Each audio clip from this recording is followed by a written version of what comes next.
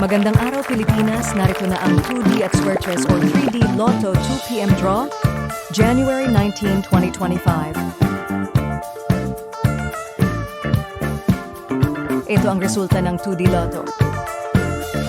22, 21, in exact order.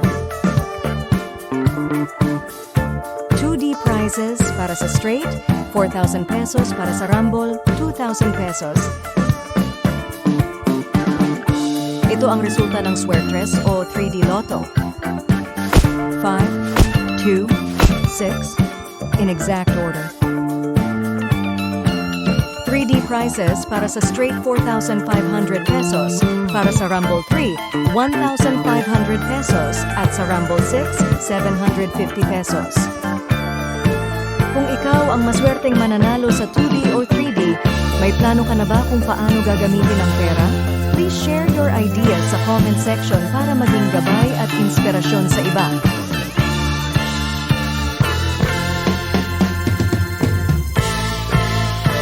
Huwag kalimutang mag-like and subscribe. Magandang hapon at maraming salamat Pilipinas.